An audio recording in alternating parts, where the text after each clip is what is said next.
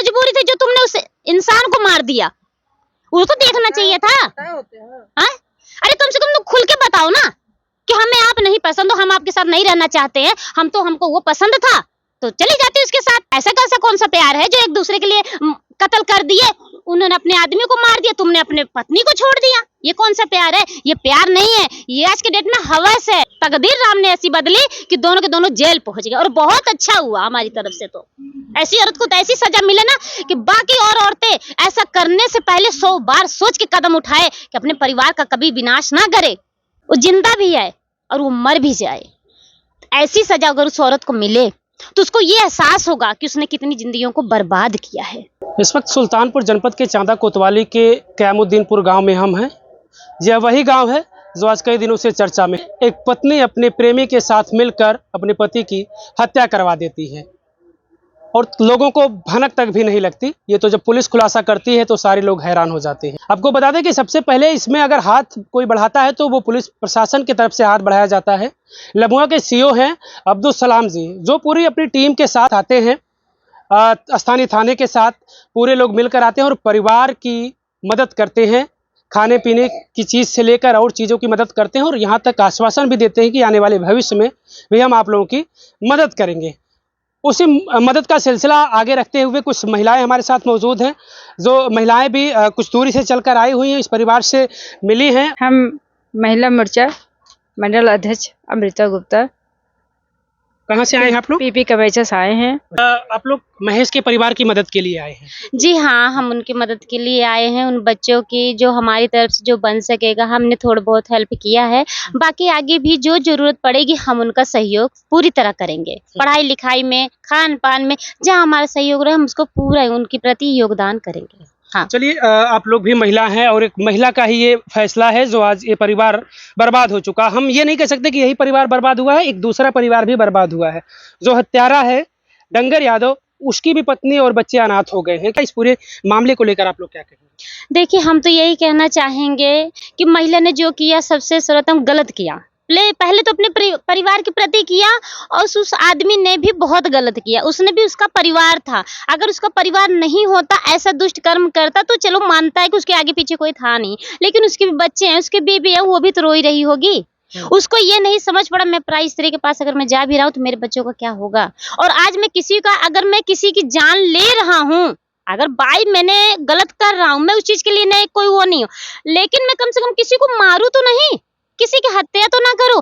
अगर एक के साथ में समझ लो 2 परिवार खत्म हो चुके हैं, उनके बाल बच्चे, वो तो चलो उनकी तो औरत बची हैं, उनकी औरत को वो अपने बच्चा पाल लेगा, लेकिन इस परिवार का कौन है? उसकी छोटी दादी हैं, उनको कौन देखेगा? अब वो बच्चे इतने छोटे हैं, अपने आप में भी संभलने लायक नहीं है। इनका तो पूरा समझ लीजिए एक प्रकार के अगर देखा जाए तो समझ लो खत्म हो गया है इनका। तो ना इनका बाप बचा, माँ तो ऐसे ही निकल गई। अगर माँ ही सही होती तो आज ऐसा कांड ही नहीं होता। हम यही संदेश देना चाहते हैं, कृपा करके आप महिलाएं सतर्क हो जाए और ऐसा गलत काम मत कीजिए जो हमारे परिवार और हमारे पति या बच्चों के प्रति अपराध का कोई कारण बन जाए।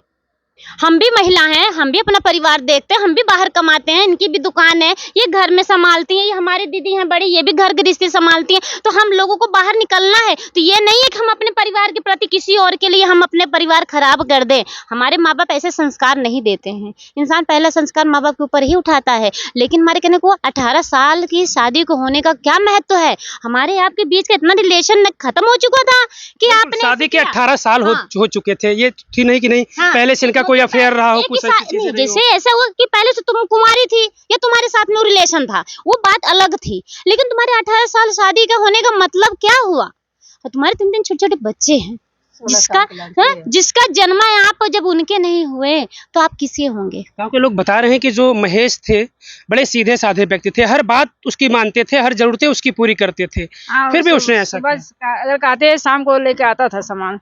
ये सब लोग बोले हैं, गांव का औरतें भी कह रहे हैं, बाहर भी चर्चा हो रहा है, यहाँ बाजार में चर्चा हो रहा है। जो कहती थी वो लेके आते थे, शाम को जरूर लेके आते थे, चाहे जैसे वो कमाते हैं चाहे जैसे लेके आते हैं।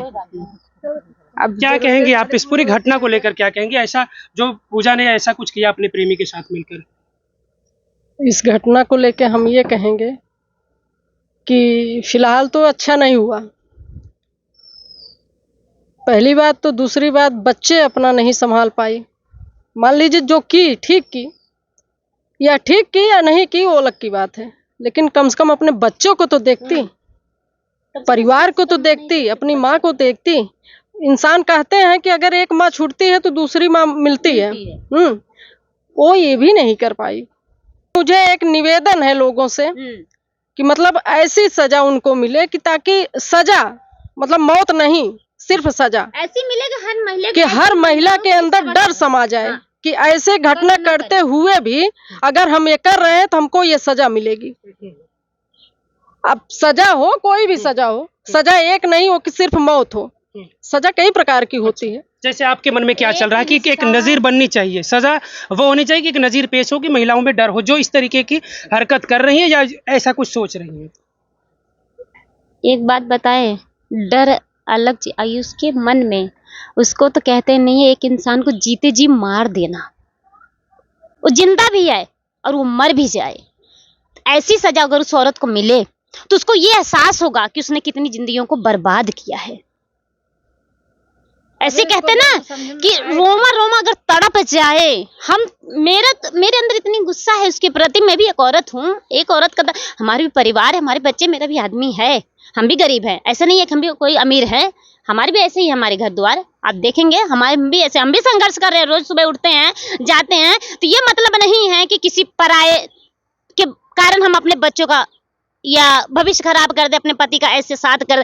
इसमें संस्कार हमारे माँ बाप को गाली दी जाएगी, प्रथम यही बात आएगी, क्योंकि हम आते हैं तो अपने माँ बाप को छोड़ के आते हैं, दूसरा माँ बाप पाते हैं। और जीवन साथी जो होता है वो हमारी जिंदगी भर के लिए होता है। ये नहीं है कि कोई एरा गैरा उठा के आ गया, हम उसके साथ चल दिए, हम अपने पति को ही मार दिए।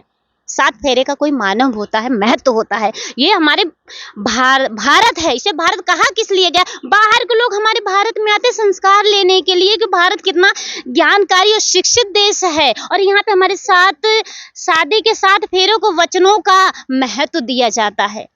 ये जो जितने कांड होते हैं ये सब बाहर होना चाहिए था, लेकिन ये हमारे देश में आज पहली बार हुआ है। बहुत शर्मिंदगी की बात है हमारे। अच्छा, इसकी वजह क्या आप लोग समझ पा रहे हैं? क्योंकि ये कोई पहली घटना नहीं है, तमाम घटनाएं ऐसी हो रही हैं। क्या साफ वजह आप लोगों को समझ आती है कि इसी वजह से ये ज्यादातर घटनाएं हो रही हैं? हम तो यही कहना चाहेंगे, ज्यादातर अब वही बात आ जाती है कि पुराने ज़माने में जब लेडीज़ों को आज़ादी नहीं थी तो अपने ओहदे में थी। अब जितनी आज़ादी है उतना ही वो पंख लगा के उड़ने की कोशिश कर रही हैं। अगर हर चीज़ की उनकी सुविधा दी जा रही है तो उनको कम लग रहा है। अगर उनको बेड चाहिए तब उनको हवाई अड्डा चाहिए उड़ने के लिए। तो ये नहीं है, आदमी की जितनी सुविधा होगी आदमी उतना ही कर सकेगा आपके लिए, लेकिन औरत का ये धर्म है कि अपने आदमी को, अपने परिवार को समझे। अगला तुम्हें वो चीज़ नहीं दे पाएगा कि सपने दिखाएगा बड़े बड़े, ये कर लेंगे वो कर ले, करता कुछ नहीं है। आखिर अंत में क्या हुआ आप दोनों के साथ में? आपका परिवार बर्बाद, इनका तो बिल्कुल गया। एक औरत में अच्छा, शुरू में चाहत, जब एक महिला और एक पुरुष इस तरीके के अफेयर में आती है तो उनकी चाहत ये होती है कि हम उस महिला को हासिल कर लेंगे। पूजा का भी मकसद यही रहा होगा कि हम डंगर को हासिल कर लेंगे, और हासिल करने के ही लिए उन लोगों ने इस तरीके का फैसला लिया। अब हासिल तो हुए नहीं, वो दोनों भी अब एक दूसरे से दूर हो गए, परिवार भी बर्बाद हुआ। तो गलत तो किए ना।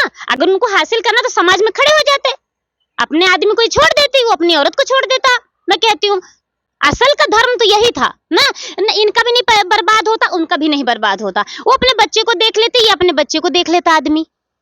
अगर मिलने का मकसद होता, आज के डेट में कितने कितने कांड नहीं हो रहे हैं। 6-6 बच्चे वाली माँ भाग जा रही है तो उनके माँ बाप नहीं देख रहे, उसका बच्चा नहीं देख रहा है, और आदमी भाग जा रहे हैं ले लेके तो उनकी माँ नहीं देख रही है। तो इनको ये बात समझ, लेकिन मारना सबसे बड़ा अपराध है, ये समझ लीजिए। मतलब आप ये मानती है कि अगर इनको साथ रहना था, पसंद थे, तो इस तरीके से वो रह सकते थे कि एक दूसरे के साथ रह सकते थे, सामाजिक फैसले से। अभी तमाम चीजें जिस तरीके से हो रही हैं, लेकिन ये इस तरीके का कदम नहीं उठाना चाहिए। हम आपको क्या बताएं, देखिए हमने भी मीडिया में या यूट्यूब पे हमने भी देखा है, एक आदमी के प्रेम का शादीशुदा थी, आदमी ने खुद ले जाके मंदिर में शादी करा दी प्रेमी के साथ में, अपनी पत्नी का। बताइए हमको, तो तुम्हारी कौन सी ऐसी मजबूरी थी जो तुमने उस इंसान को मार दिया?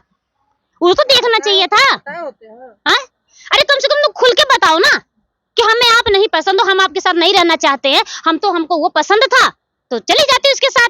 कम से कम बच्चों की जिंदगी इतना बर्बाद होती। आज हम बताओ, बूढ़ी माँ बेचारी है, किसके सहारे बच्चों को पालेंगी? और समाज के लोग कितना योगदान देंगे, जितना भी देंगे, लेकिन माँ बाप का प्यार नहीं दे सकते हैं कोई। उनकी परवरिश से, उनके साथ में जो हमारे बच्चे, अगर हम ना रहे तो हमारे बच्चों की क्या हाल होगी, सोच के आत्मा कांप जाती है। अरे वो औरत कैसी थी जिसने अपने शरीर का जन्मा था, तो अपने शरीर का, अपने बच्चों को नहीं ध्यान दी, तो किसकी क्या होगी, उसकी भी नहीं होने वाली थी वो। लेकिन किस्मत की तकदीर राम ने ऐसी बदली कि दोनों के दोनों जेल पहुंच गए, और बहुत अच्छा हुआ हमारी तरफ से। तो ऐसी औरत को तो ऐसी सजा मिले ना कि बाकी और औरतें ऐसा करने से पहले 100 बार सोच के कदम उठाए कि अपने परिवार का कभी विनाश ना करे, सिर्फ अच्छा करने छोड़। लोगों ने ये भी कबूल किया कि चाकू से तो वो मारता है डंगर यादव, लेकिन जो पूजा है वो भी ईंट से अपने पत्नी के सीने पर वार करती है। आखिर कैसे उसके हाथ कांपे नहीं कि पति के सीने पर ईंटे से वार करना। बेरहमी से होकर मारी देखिए है ना। वो औरत उस सम्मत, हम यही कहेंगे, उसकी आंख और आत्मा पूरी मर चुकी थी। वो औरत नहीं रह गई थी, जिसे कहते हैं ना डायन। डायन भी रहती है, 7 घर छोड़ के वार करती है। डायन भी 7 घर वार छोड़ के वार करती है, लेकिन इसकी एक ऐसी आत्मा ये नहीं काफी सोच के कि मेरे 3 बच्चे कहाँ रहेंगे, अगर मैं आज इसको मार देती हूँ तो मैं भी कहाँ रहूंगी। ये भी तो सोचना चाहिए था। ऐसा हमारे भारत देश में ऐसा नहीं है कि चोर चोरी कर ले, चोर ना पकड़ा जाए।